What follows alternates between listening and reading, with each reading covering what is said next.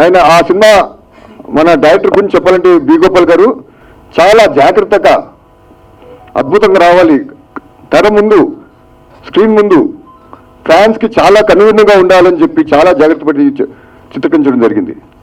ఆయనకి నిజంగా మా నందమూరి ఫ్యామిలీ నుంచి ఆయనకి చాలా ధన్యవాదాలు తెలియజేసుకుంటున్నాను.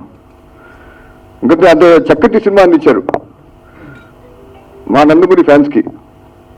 వాళ్ళని తల్ల ఎత్తుకుని తిరిగేటట్టు చేశారు బి గోపాల్ గారు.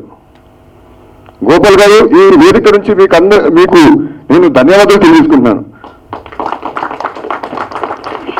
అని అప్పుడు సమరసింహారెడ్డి కదండి లారీ డ్రైవర్, దాంతో నరసింహనాయుడు, మన అంత లారీ డ్రైవర్తో రౌడీ ఇన్స్పెక్టర్, దాంతో సమరసింహారెడ్డితో నరసింహనాయుడు, ఇలా ఎన్నో అద్భుతమైన సినిమా ఇచ్చారు. కానీ సమరసింహారెడ్డి ఆయనకి ఒక మైలురాయిగా నిలిచిపోతుంది, స్పెషల్గా నిలిచిపోతుంది. ఎందుకంటే ఇట్స్ ఫస్ట్ ఫ్యాక్షన్ మూవీ ఈ ఆంధ్ర రాష్ట్ర చరిత్రలో చూసుకుంటే.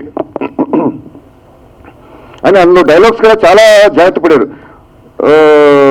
మరి ఎక్కువగా హెవీగా ఉండకూడదని చెప్పి చాలా చక్కగా డైలాగ్స్ రావడం జరిగింది. ఇప్పుడు మీ ఊరికి వచ్చా, మీ ఇంటికి వచ్చా, మీ ఇంటికి వచ్చా అని ఒక డైలాగ్ ఉంది. ఆ డైలాగ్ చాలా ఇంటెన్స్ ఉండాలి, చాలా ఎమోషన్తో చెప్పే విధంగా ఉండాలి. ఆ డైలాగ్స్ రైట్ అవ్వగా ఆ విధంగానే ఉండాలి. దానికి బి గోపాల్ గారు, ఆ రైటర్స్ అప్పుడు పచ్చూరు బ్రదర్స్ గారు, వీళ్ళందరూ చాలా జాగ్రత్త పడి చాలా చక్కగా చేసుకోవడం జరిగింది. మీరు చూసుకుంటే లారీ డైలాగ్ డైలాగ్ ఉంది, గుడివార రైడు, నా పేరు గుడివార రైడు అని విలన్ అంటాడు. నా పేరు గుడివార రైడు, నోరు తిరగక వాళ్ళు నన్ను గుడివార రౌడీ అంటున్నారు అని ఒక డైలాగ్ ఉంది.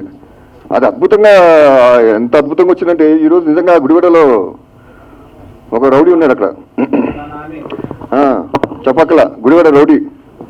సో వి గోపాల్ గారు ఏ ముహూర్తంలో ఆ డైలాగ్ పెట్టారో చాలా అద్భుతంగా పెళ్ళింది.